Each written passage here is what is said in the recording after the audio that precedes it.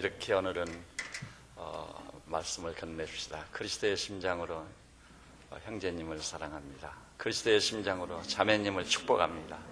이렇게 인사 좀 나누십시다.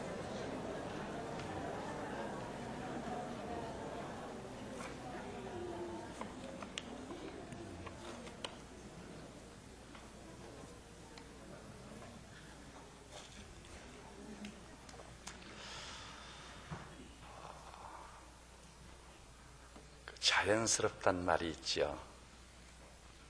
참 자연스럽다. 자연이란 어거지로 하는 게 아닙니다. 자연을 상징하는 말 중에 하나가 그런 말이 있죠. 물이 위에서 아래로 흐르듯이 자연스럽습니다. 인위적인 개입이 없어도 위에서 아래로 흐르게 돼 있어요. 또 자연이란요, 인공적인 개입이 없어도요, 자연 스스로 자신을 보존하면서 또 아름다움을 발산하면서 꽃도 피고 열매도 맺어요. 우리는 자연 속에서 그것을 보고 있습니다. 그래서 이 교회도요, 어떻게 하면 자연스럽냐? 부흥을 이루기 위해서 어거지를 쓰면 굉장히 힘이 드는 거예요. 어떤 조건과 환경만 갖추어지면 저절로 부흥이 되는 그 부흥의 파도를 타야 돼요. 자연스러운 파도를 타야 되겠다. 그래서 지금 제가 시리즈로 설교하는 것이 자연적 교회 성장 원리입니다.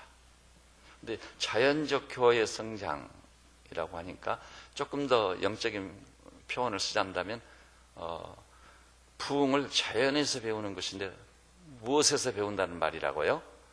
창조 질서를 통해 배우는 것이다. 자연은 하나님이 지으신 피조물이지 않아요. 그 다음에 조금 더 영적인 고급 표현을 쓴다면 자연에서 배우고 창조 질서에서 배운다는 말이 다른 말로 바꾸면 또 어떻게 표현할 수 있다고요? 하나님에게서 배우는 것이다. 하나님이 천지 만물을 창조하셨으니까 그것이 최선입니다.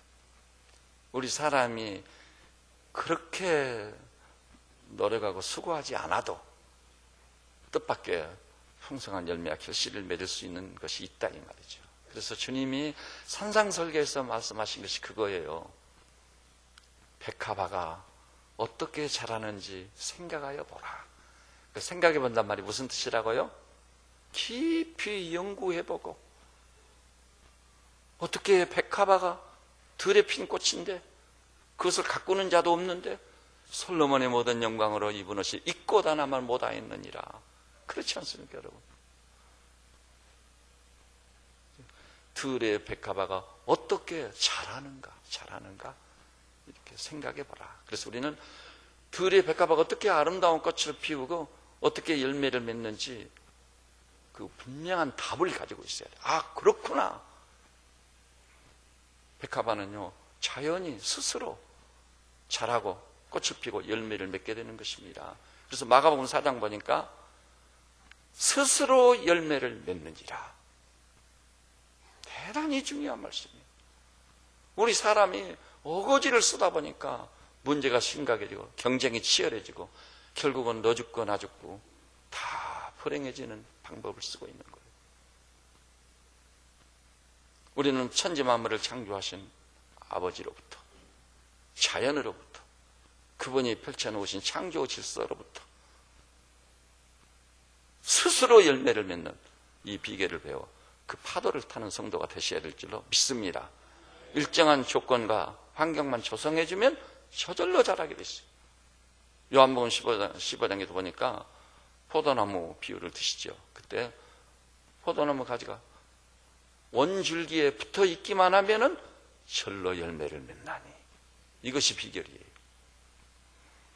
자, 그렇다면은 유명한 독일의 교회 성장 연구소장 크리스찬 슈베르츠 박사가 5대 영대주에 확산되어 있는 부흥하는 교회들 1000교회를 선택하고 그 중에서 교회마다요 32명의 사람을 선발해서 그들에게요 설문을 냈는데 그 설문 문항이 420만 개예요.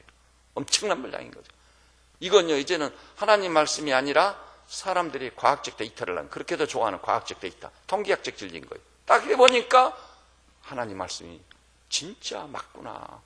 절로 열매를 맺고 또 스스로 열매를 맺는 놀라운 비밀을 소위 과학적 데이터를 통해 입증을 하고 그것을 정립을 해서 온 세상에 발표한 거예요. 그래서 그 자연적 교회 성장 원리를 보니까 자, 어떤 환경과 조건을 조성해 주면 되느냐. 그런데요, 우리 교우들께서는 이 교회 다니시는 한은 교회를 위해서, 교회 부흥이죠. 그 다음에 여러분 자신을 위해서, 사랑하는 가족들을 위해서, 우리가 소속해 있는 우리 조국과 민족을 위해서 자연적 교회 성장을 8가지를 확실히 숙지해가지고 여러분의 삶을 자연적 교회 성장 원리를 중심으로 펼쳐나가는 놀라운 은혜가 있으시기를 주님의 이름으로 축복합니다. 그래서 나 자신을 위해서인 거예요. 자, 그래서 첫 번째 원리가 뭐였죠? 우리 이 요람에 다 나와 있는 얘기예요. 첫 번째, 아주 오늘 요점적으로 정리를 다시 해드리는 겁니다. 첫 번째 원리는요, 사역자를 세우는 지도력. 제가 쉽게 그렇게 설명했죠.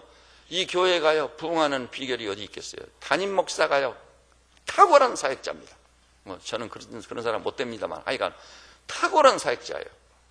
근데 제가 혼자만 환상과 비전을 보면서 믿음을 가지고 눈물로 기도하면서 혼자 불철주야 노심초사하면서 이 교회를 끌고 나가요.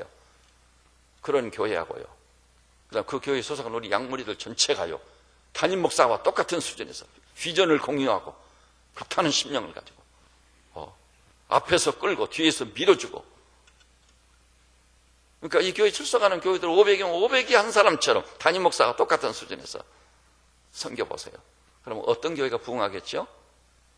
담임 목사 혼자 끙끙거리는 교회하고 온 교인들이 담임 목사 수준에서 교회를 세워나가는 거라고. 하늘과 땅의 차이가 나는 거예요. 그래서 담임 목사의 사명은 뭐냐? 온 양무리들을 담임 목사 수준으로 이끌어 올리는 거예요. 그게 사역자를 세우는 지도력이다, 그겁니다. 가정도 마찬가지예요. 가정도요, 가족이 있지만 가정의 구성 멤버들이 있지 않아요. 근데 그 가족 구성원들이요, 제 몫을 해야 돼요. 제 역할과 기능을 해요. 이따가 이제 그것은 좀 더 나오겠습니다. 일종의 다 자기 사역을 해야 된단 말이죠. 그 다음에 두 번째는요, 자, 두 번째가 뭐죠? 은사중심적 사역. 정말 놀라운 말씀이에요. 이미 우리가 짐작했던 말씀이에요. 우리가 이 땅에 출생할 때요, 성부께서 우리에게 주신 천부적 재능이라는 게 있어요. 천부적 재능이 있는 사람 아무도 없어요. 그것을 누가 빨리 발견하느냐? 그래서 이것은 나를 이 땅에 보내신 하나님이 나에게 선물로 주신 나의 재능이구나. 그래서 재능을 북돋아주고, 그 다음에 재능을 100% 개발할 수 있도록 격려해주고, 그러면요, 그 사람을 따라갈 자가 아무도 없어요. 그 다음에 또 우리 그리스도인은 더더욱이 거듭날 때 성령님이 우리에게 뭘 주신다고요? 은사를 주십니다. 은사. 그 은사라는 것이 있어요. 카리스마타. 그러니까 하나님께서 일방적으로 주시는 거예요. 근데 이 재능과 은사가 무엇인지 확실히 깨닫고 발견해서 그 은사와 재능을 개발해주고 북돋아주면요, 그때는요, 억지로 일하는 사람이 없어요. 재미가 있어가지고 기뻐하면서 감사하면서 찬양하면서 달려가면서 일하게 될 줄로 믿습니다. 그럼 훨씬 더 놀라운 성과를 거두는 거예요. 영적 지도자가 할 일이 그래요. 은사 테스트 해가지고 자기 자신의 재능과 은사가 무엇인지 알게 하는 거예요. 지난 주일 저녁에 우리 사역자 훈련을 받은 분들이 은사 테스트를 다 해봤고요. 그래서 제가 일일이 물어봤어요. 당신의 은사는 뭐가 나왔습니까? 첫째, 둘째, 셋째. 자기 은사를 정확히 파악해야 돼요. 자신의 재능이 무엇인지 정확히 파악해야 돼요. 부모님이 하실 일도요, 가장 중요한 일이 일이에요. 하나님께서 우리 아이를 이 땅에 보내실 때 천부적 재능을 주셨을 텐데 그것이 뭐냐? 그것을 물고 빨리 발견하는 거죠. 그래서 은사 중심적 사역, 은사대로 배치해서 팀을 이루어가 사역을 하게 하는 거예요. 그 다음에 세 번째가 뭐죠? 열정적 영성. 제가 요지 중에 하나로 이 말씀을 드렸어요. 내가 불이 붙어야 다른 사람 불을 붙일 수 있어요. 한번 따라서 해볼까요? 불씨만이 불을 붙일 수 있다. 근데요, 한 가지 더 따라서 하셔야 될 게 있어요. 불씨만이 큰 일을 이룰 수 있다. 자그마한 성냥 불씨가요, 온 숲을 태워버립니다. 내가 불이 붙지 않고는요, 그 누구도 영향을 끼칠 수 없습니다. 근데 지금 오늘의 시대는요, 불타는 사람들이 없어요. 불씨들이 없어요. 근데요, 내 가슴 속에 진정한 의미에서 불꽃이 타오르게 하실 수 있는 분 하나님밖에 안 계세요. 하나님을 만나면은요, 뜻밖의 얼음장같이 싸늘하게 식었던 내 가슴에 불이 타오르기 시작합니다. 여러분, 성령의 불이 내게 임하면은요, 내가 노력하지 않았는데도 성령의 불이 임하면 불이 붙기를 시작하는 거예요. 불이 타오르기, 불이 확산되기를. 그 사도행전 2장에 있지 않아요? 하늘로부터 급하고 강한 바람 같은 소리가 나면서 불의 혀같이 갈라지는 것이 각 사람에게 임하고 보였다. 불의 혀같이 갈라지는 것. 우리가 하나님 만나고 성령의 강건을 받아 사명에 불이 붙지 않아요? 불 붙는 사람이 되지 않아요? 그러면은요, 자기 주도적 학습에 있어 최고의 성과를 거둔다는 잘 아시죠? 근데 자기 주도적 학습은 진정한 의미에서 하나님을 만나고 하나님이 이 일 때문에 나를 부르셨구나. 왜 거기 있지 않고 여기 있는가? 그때 있지 않고 지금 있는가? 그 교회 섬기장 이 교회를 섬기겠는가? 그것을 탁 깨닫고 사명으로 받는 순간 불이 탁 붙으면은요, 가만히 있어도 놀라운 성과를 거두게 돼요. 그 사명의식을 느낀 사람이 불타는 심정으로 공부를 하면은요, 타의 추종을 불허하는 거예요. 공부에 아주 집중력이 생기는 거예요. 사업을 해도 마찬가지예요. 불붙는 심령을 가진 사람은요, 하나님이 나를 위해서 실로 아름다운 주의 기업 예고를 내게 맡겨주셨구나. 이건 하나님이 주신 기업이다. 하나님과 연결이 딱 되는 거예요. 그때 불이 붙는 거예요. 주님이 세워주실 줄 믿습니다. 불타는 심령으로 시도하기 시작하면은요, 0점에서 엄청난 기업을 이렇게 세울 수 있는 것입니다. 교회를 부흥시키는 것도 그래요. 주님, 우리도 부흥을 경험하기를 원합니다. 위장된 부흥 아닙니다. 조작된 부흥 아닙니다. 성령님이 불같이 임하심으로 우리 심령에 불을 붙임으로 사도행전 2장에 나온 오순절적 사건을 경험하기를 원합니다. 온 성도들이요, 이렇게 불타는 심령을 가지고 성령의 불을 구하고 그리고 부흥을 원한다면 우리는 전례 없는 놀라운 부흥을 경험하게 될 줄로 믿으시기 바랍니다. 그래서 그 열정적 영성, 그러면 교회는 저절로 부흥을 하게 돼 있는 거예요. 그 다음에 네 번째, 기능적 조직. 기능적 조직, 이 얼마나 중요합니까? 교회의 모든 조직은 교회만은 그리스도의 몸이라고 그랬어요. 몸이라는 뭘 의미하는 거죠? 세상에는 조직체가 아니에요. 교회는 몸이니까 뭐죠? 살아있는 생명 유기체다. 신경 조직을 통해, 혈관 조직을 통해 모든 조직이 연결되어 있어요. 머리가 아픈데 엄지손가락에 침을 넣는다지 않아요. 유기체니까 그렇습니다. 그래서 이 몸을 봐보십시오. 손은 손의 일, 눈은 보는 일, 입은 먹는 일. 그 지체들이요, 제 기능을 다하는 거예요. 분량대로 역사하는 거예요. 여러분, 우리 교회가 부흥하는 지름길도 그거예요. 이 교회에서 여러분이 훈련받아야 할 부분도 그거예요. 내 일처럼, 아니 하나님의 일로 생각을 해서 여러분이 어떤 조직체의 지체가 됐다면 그 지체로서 분명히 기능과 역할을 해야 되는 것입니다. 그러면 몸이 자라게 돼 있어요. 몸이 세워지게 됐어요. 부흥을 체험하게 돼 있어요. 그런데요, 지체는 지체인데 지체의 역할을 전혀 하지 않고 있어요. 기능을 제대로 하지 않고 있어요. 그런 사람이 많을수록 그 교회는요, 잠자는 교회가 돼요. 완전히 침체를 맛볼 수밖에 없어요. 국가 사회도 마찬가지예요. 지금 그런 얘기 사회에서 흔히 듣지 않아요? 대통령이야 모든 공직자들과 모든 백성들이 자기 역할과 기능을 제대로만 하면 이 나라는요, 한 달도 못해서 모든 종족과 국가 민족들이 우러러보는 선진국 중에 선진국을 단번에 이루고 마는 거예요. 지체들이 자기 분량대로 분명히 그 역할과 기능을 해주기만 하려치면 놀라운 역사가 나타나는 거예요. 이 교회에서 그런 연단과 훈련을 받는 우리 성도들 되시기를 우리 주님의 이름으로 축복합니다. 그래서 그 기능적 조직, 그 다음에 지난주에 한 것이 영감에 넘치는 예배입니다. 원래는 슈베르트 박사는 그렇게 배웠어요. 영감 있는 예배. 근데 이 예배가요, 너무나도 중요합니다. 하나님께서 신령과 진정으로 예배하는 자를 찾으신다. 하나님이 찾으시는 분이 신령과 진정으로 예배하는 자예요. 그런데요, 이 문제를 놓고 여러분, 예배의 대상이 누군가를 하면 답이 나와 있어요. 하나님이시지 않아요? 그 하나님이 어떤 분입니까? 천지 만물을 창조하신 분이십니다. 아들을 희생시켜서 아들 안에서 우리를 구속하여 하나님의 자녀로 삼은 구원의 하나님이십니다. 이런 하나님을 어떻게 우리가 예배할 것인가? 답이 나와 있습니다. 신령과 진정에는 다른 방도로 예배 드릴 수가 없어요.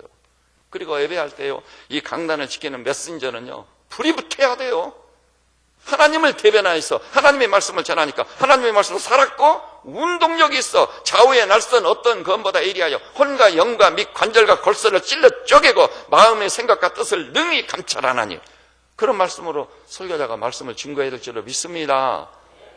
에레미야가 말하기를요, 한번 따라서 볼까요? 하나님이 그렇게 말씀했어요. 에레미야에게, 나 여호와가 말하노라, 내 말이 불같지 아니하냐, 반석을 쳐서 부스러뜨리는 방망이와 같지 아니하냐. 이렇게 말씀을 증거해야 돼요. 그리고 말씀을 받는 회중들은 어떻게 해야 됩니까? 유명한 교회 부흥을 연구하는 학자가 그렇게 말했어요. 반응 없는 청중은요, 바위를 놓고 설교하는 것과 똑같다. 얼마나 답답해요. 계란으로 바위를 치는 것 같아. 그러니까 설교자도 힘을 잃어버리고 능력을 잃어버려요. 반응이 없으니까. 여러분은 사람도 없는 저 산골짜기에 가서 고함을 질러도 메아리가 돌아오는 거예요. 반응이라는 게 있는 거예요.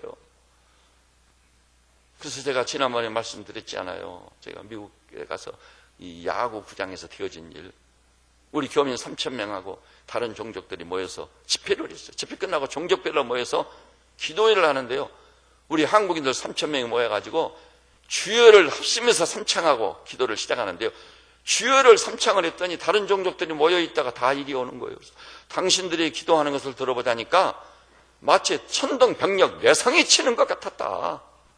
이게 부흥사들이나 하는 일이 아닌 거예요. 우리가 하나님을 향해 절대 신앙을 가지고 믿음으로 나가 기도하려고 할 때는요, 천둥병력 내성 소리가 날 정도로 회중이 모이면 그런 반응이 있어야 되는 것입니다. 제가 우리나라에서 여성 목사 중에 대표적인 주자가요, 김형민 목사라는 분이 아시죠, 여러분? 김형민 목사님. 그 여성이 방송에도 나오고 그러지 않아요. 근데 제가 CTS나 CBS를 거의 보지 않은 어느 날 딱 보니까 대학연합교회 김형민 목사님 설교가 나오는데요. 대학연합교회니까 주로 대학생들, 젊은이들이 모여요. 그때 제가 소망을 가지고 정말 감격스러웠던 게요, 그 목사님 말씀을 선배서 은혜로우니까요, 그 모인 대학생들이 몇 명인지는 모르겠어요. 청중을 비춰주지 않으니까. 근데요, 그 회중이 얼마인지는 모르는데 반응이 그때그때 있는데, 저 회중이 살아있구나.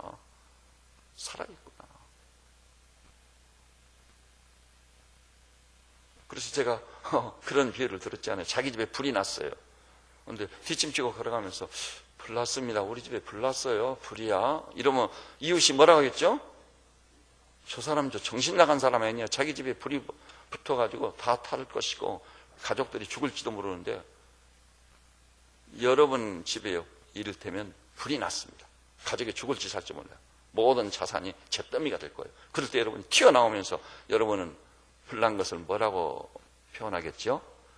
시작 한번 해봅시다. 이거 제대로 하는 겁니다, 여러분. 내 스타일, 내 개성이 어떻든 상관없어요. 우리 집에 불났을 때 우리는 어떻게 하게 되는 건지. 불났습니다. 시작! 와, 뭔가 된 것 같습니다. 그래야 맞는 거예요. 하나님의 말씀이 선포될 때는요, 어떨 때는 그 말씀이 별로 은혜롭지 않을지라도 아멘으로 하다 보면 받으면 틀림없이 그만큼 자기 자신이 복이 되는 거예요. 제가요, 젊은 날에 저는 진짜 아멘 못하는 스타일이에요. 제 천성으로 아멘 못합니다. 주여 삼창 진짜 못하는 사람입니다. 하나님이 꼭 크게 막 부르짖어 기도해야만 들으시나 조용히 기도해도 다 들으시지? 그런 스타일이었어요.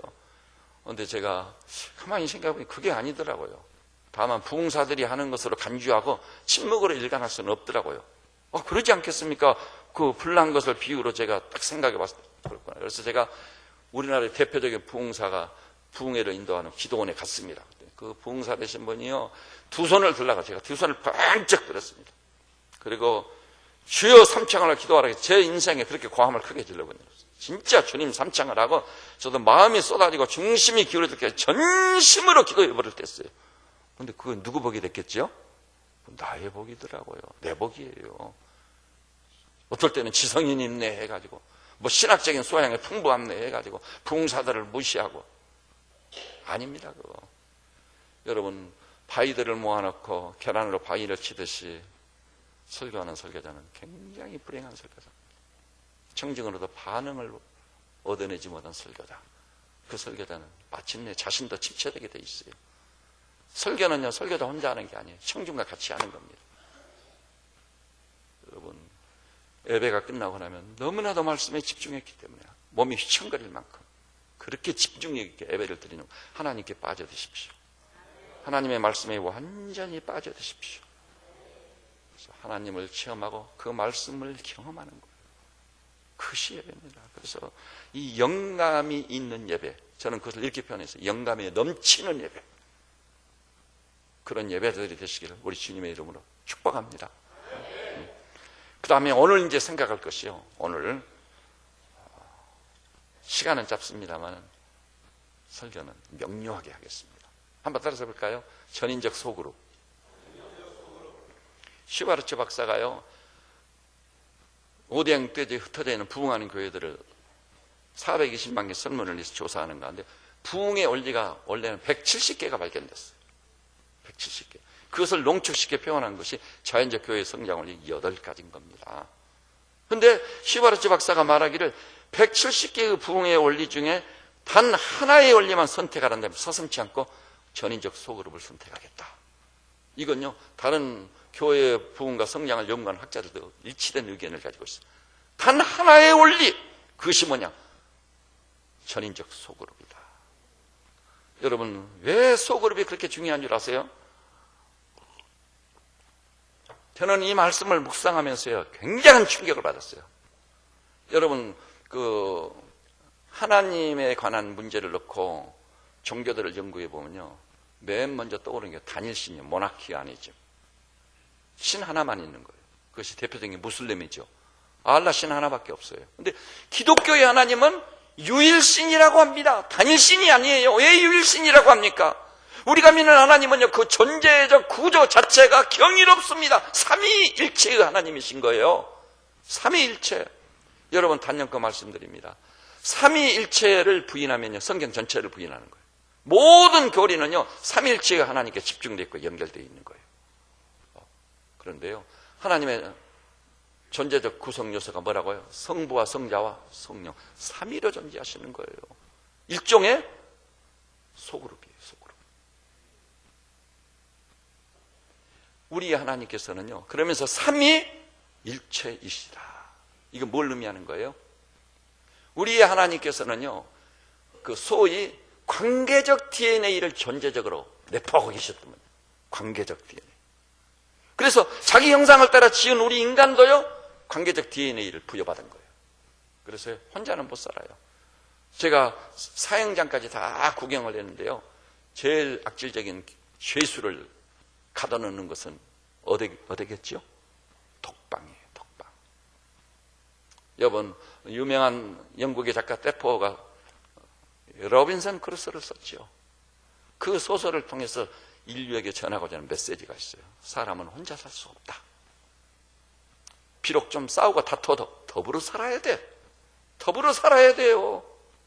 물론 밤낮 싸우고 다투면은요, 굉장한 스트레스를 받아가지고 그 공동체를 완전히 파괴하게 돼요.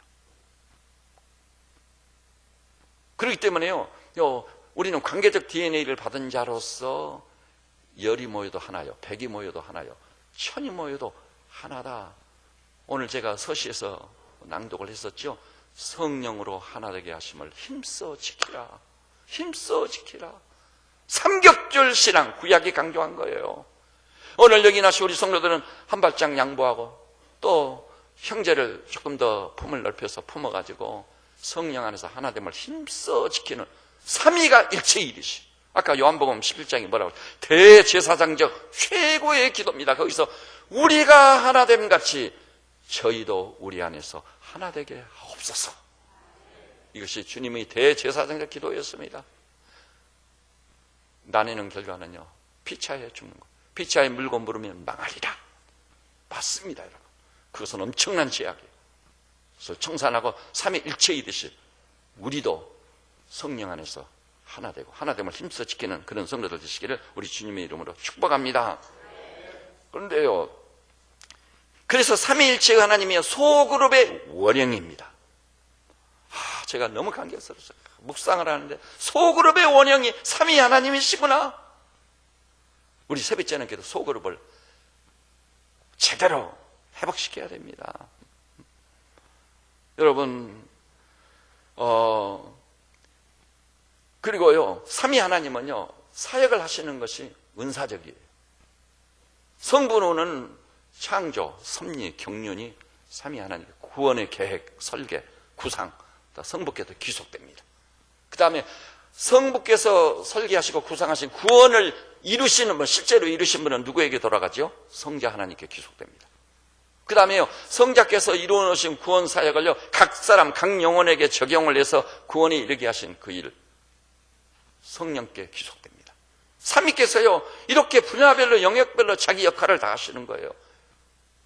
삼위께서, 우리가 믿는 우리 하나님이 그런 존재의 구조를 가진 하나님이심에 대해서 감사하고 찬양하시기를 바랍니다.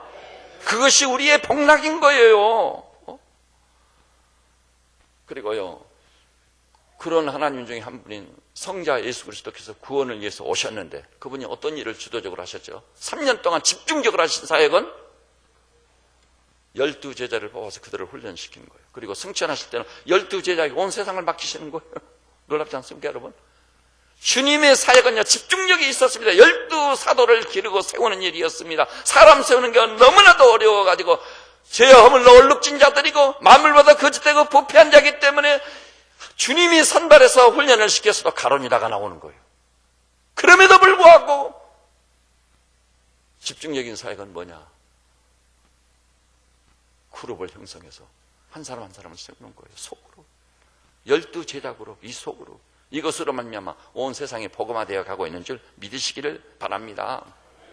사람들은요, 큰 것에 관심을 가져요. 대그룹에 관심을 가져요. 아닙니다. 사도행전을 봐볼까요?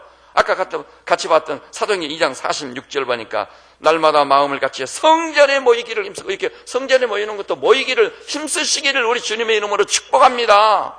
예배를 제대로만 드리고 말씀이 제대로만 선포된다면 예배 드리는 자는 자기 인생을 걸작으로 가꿀 수 있어요. 틀림없습니다. 기어가 세상에서 하나님 말씀을 어디서 들을 수 있는 것이 있어요? 살았고 운동력이라는 말씀이 있어요? 완악하고 강팍한 나의 반석 같은 고도마음 쳐서 부스러뜨리는 불방망이 같은 말씀을 어디서 들을 수 있어요? 없습니다, 여러분. 여기 가서 내 자아가 깨지고 1호의 상급을 받고 얼음장처럼 내 가슴이 싸늘하게 식었는데 두 눈에서 뜨거운 눈물이 쏟아지고 목이 터져라고 찬송을 하고 기도의 불을 떼려면 중심이 기울어져야 돼. 마음이 쏟아져야 돼요.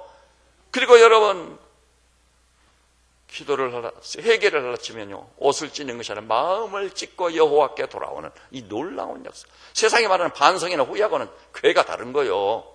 회개는 옷을 찢는 것이 아니라 마음을 찢고 여호와께 돌아오는 것이니, 여러분, 반성, 후회 없는 인생은요, 망가지는 거예요.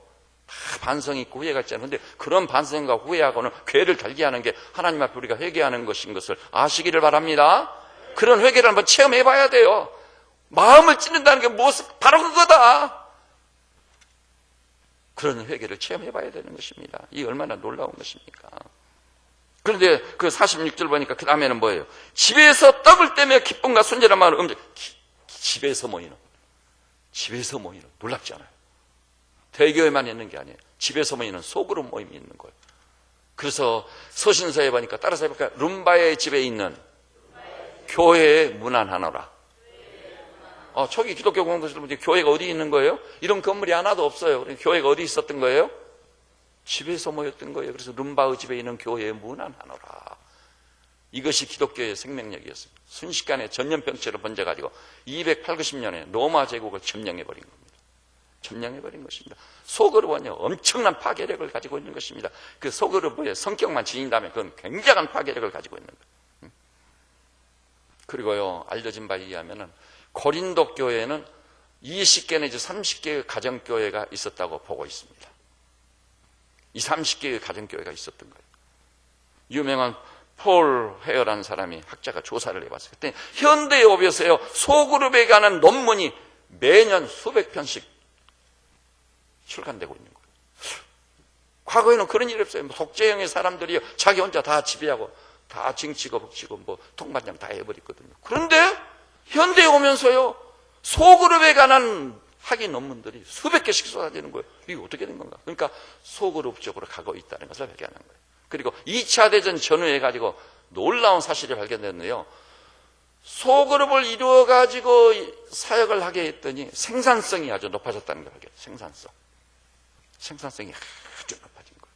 그런데 생산성만 높아진 것이 아니라 한 개인의 인격이 그 소그룹을 통해 변화되기를 시작해요. 여러분, 사람이 변합니까? 말하자면 절대 안 변합니다. 그 성경에 나와요. 어찌 굿수인이 그 피부를 희게 할 수 있으랴?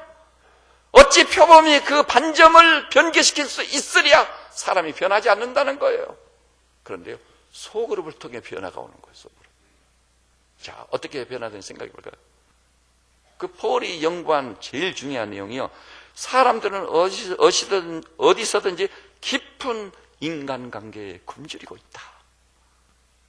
진정한 의미에서 인간관계가 없으니까 인간관계에 굶주리고 있는 거예요. 그래서 여러분, 지난 세기의 대표적인 철학자 유태인 출신 마틴 부버가 외친 것이 뭐죠? 노벨상을 수상했잖아요. 그것이 뭐죠? 군중 속의 고독. 홍수처럼 사람들이 흘러가는데 그 중에서 나는 나 혼자다. 가족들이 그렇게 있는데도 불구하고 나는 나 혼자다. 이 고독이 가져오는 병폐는 너무나 큰 거예요. 대중을 통해서 얻기가 불가능한 것들이 있어요. 안정감, 소속감 이런 건 없는 거예요. 그래서 소그룹이 절실히 요구되고 있는 거예요. 소그룹은 어떠죠? 그 환경 자체가 여러 사람이 서로 다 참여할 수 있는 그룹입니다. 이 수만 모여도요, 제가 여러분을 개인적으로 챙길 수 있습니까? 불가능해요.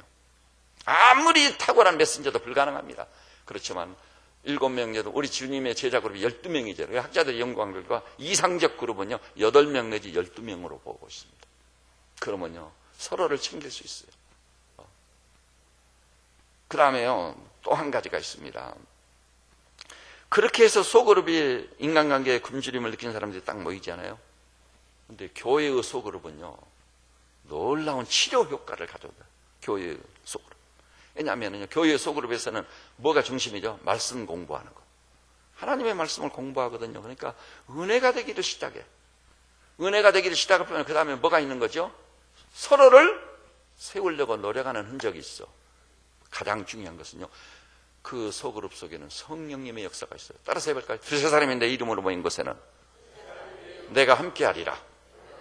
반드시 그리스도의 이름으로 모인 소그룹에는요 성령께서 임하시고 역사하기를 시작하시니 그로 말미암아 놀라운 치료 효과가 있는 겁니다. 또 한 가지는요, 모든 사람은 예외 없이 문제들을 가지고 있어요. 그런데 그 자기가 가지고 있는 문제를 시인하려고 하지를 않는 것이죠. 그런데 소그룹에 딱 참여하면 그래서요 3개월 동안은 방어적이래요. 자기 문제는 딱 덮어두고 혹시 자기 문제를 누가 알아차릴까 봐 은폐하는 거예요. 자기 약점이 노출되면은 자존심의 상처를 입는지를 생각해. 그리고 사람들이 나를 어떻게 보실 것인가 그런 부담감들을 가지고 있고 있어요. 그래서 자기를 노출시키는 3개월 정도 자기를 덮어두는 거예요. 그런데요 분위기를 가만히 보니까 나만 문제가 있고 약점이 있는 게 아니라 다른 사람도 약점이 있네. 아니 심지어는 그 그룹을 인도하는 목자도 보니까 목자가 스스럼 없이 내놓는데 그제 우리 집사람하고 싸웠는데 내가 왜 그랬는지 모르겠다고 번번이 나는 실패하고 있다고. 우리 목자도 문제가 있네. 동료의식이 생긴다는 거예요. 동료의식. 보니까요 문제 없는 사람이 없어. 모든 인간의 문제와 상존합니다. 반드시 어떤 종류의 약점과 결함을 가지고 있습니다. 그러니까 거기서 동료의식이 생기는 거예요. 저 사람도 나하고 똑같구나. 안도감을 가지고. 그래서 이제는 3개월쯤 지나면 뭐죠? 자기도 자기 문제를 내놓기 시작해요. 풀어놓기 시작해요. 목자님만 그런 것이 아니라 나도 이런 문제를 가지고 있다고. 사실은 나는 그제 우리 집사람하고 싸웠다고.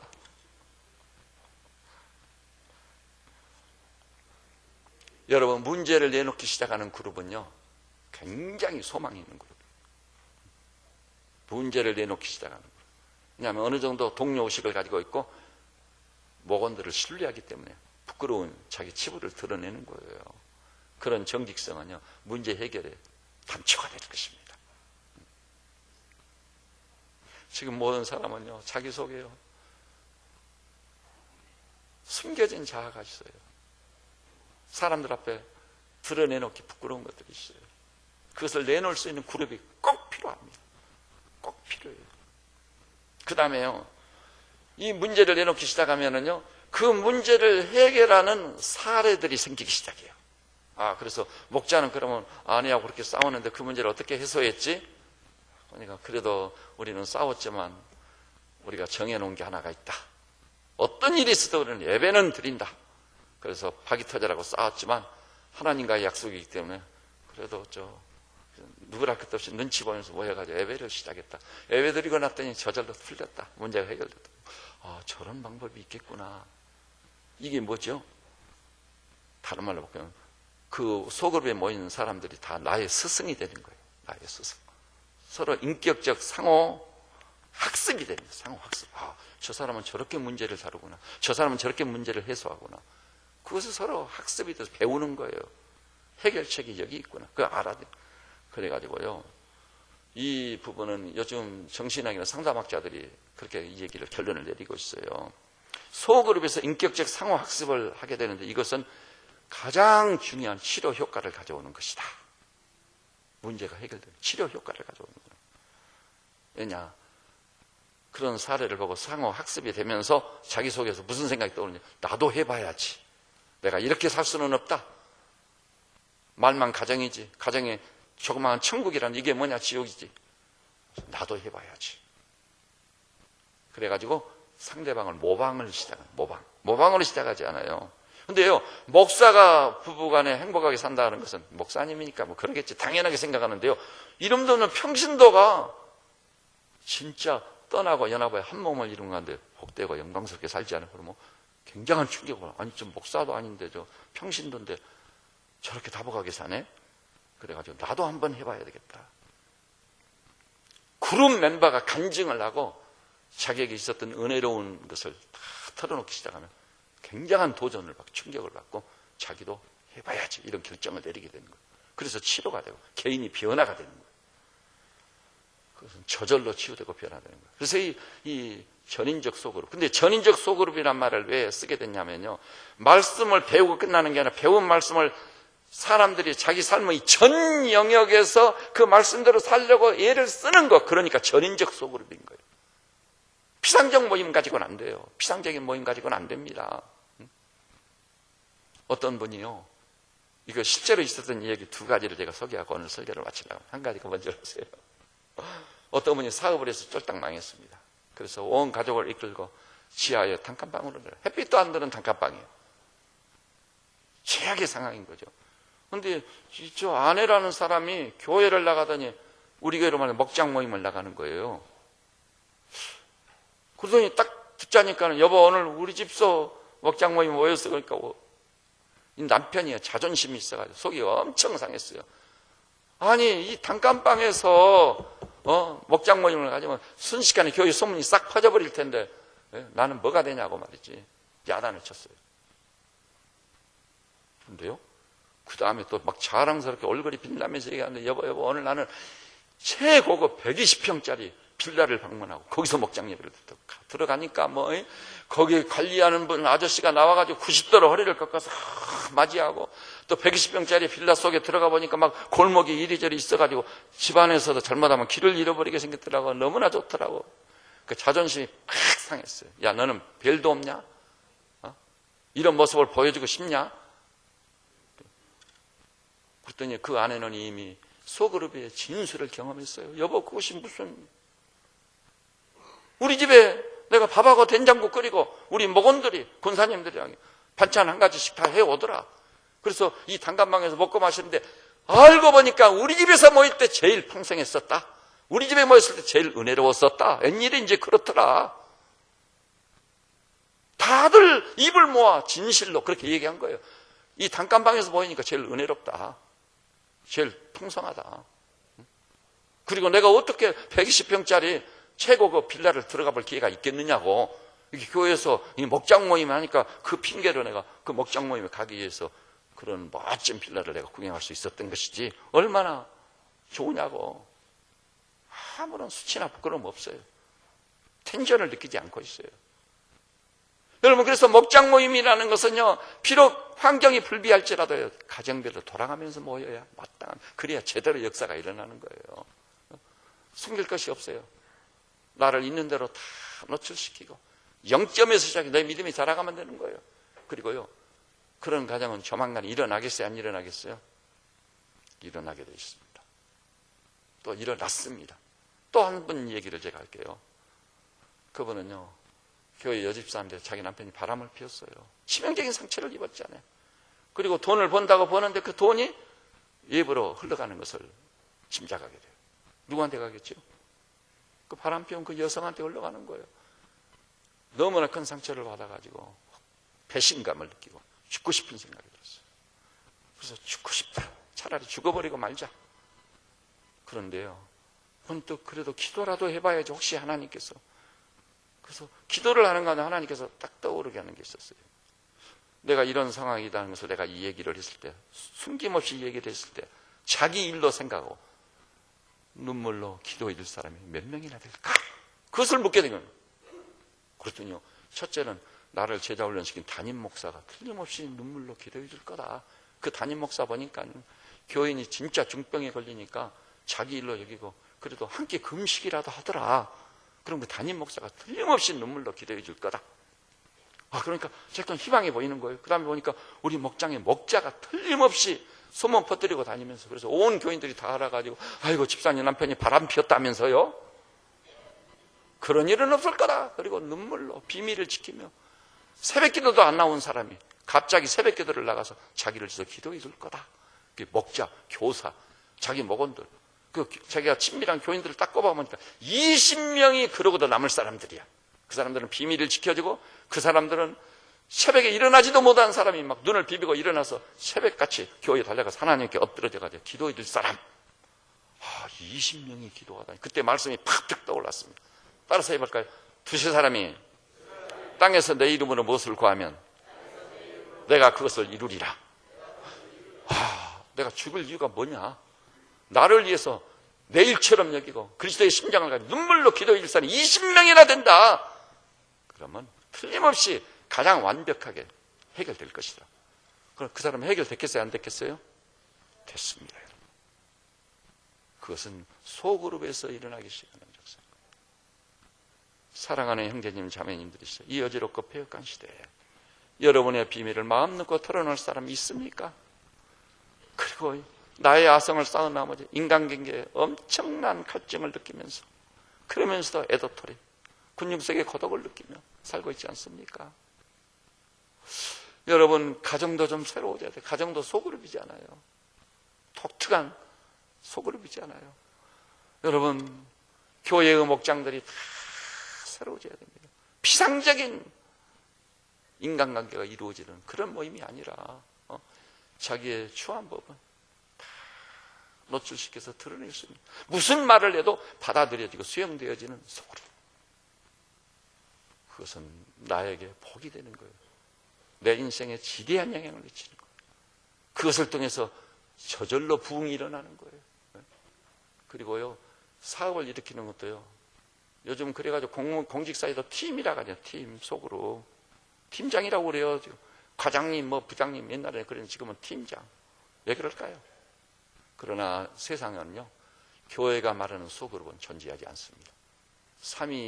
소그룹의 원형이고 원형인 삼위 하나님을 시작으로 해서 이루어지는 소그룹은 없어요. 하나님의 말씀이 가슴에서 가슴으로 속히 달리는 소그룹은 없어요. 성령님의 임재에서 강하게 역사하는 소그룹은 세상에는 없습니다.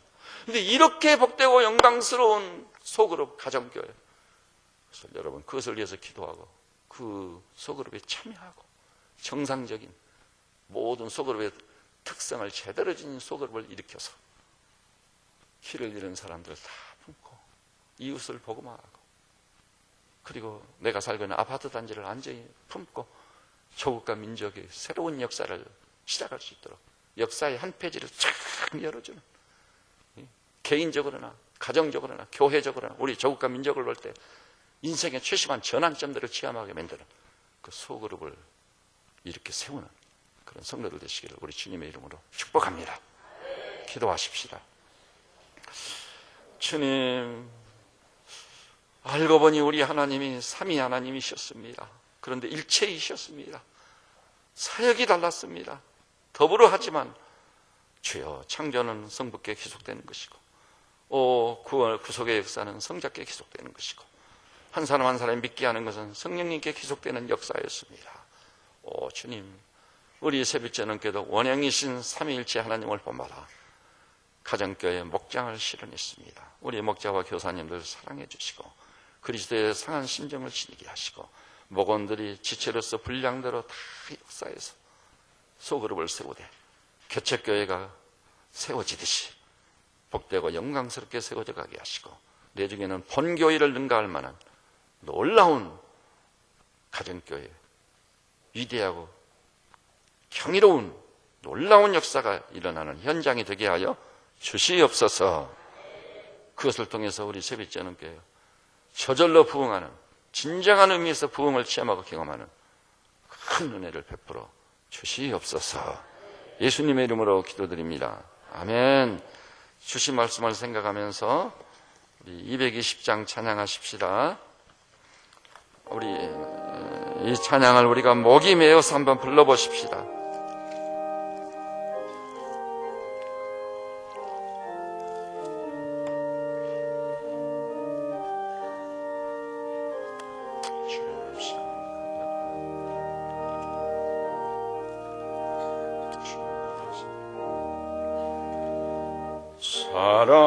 사랑하는 주님 앞에 형제자매 한자리에 크신 은혜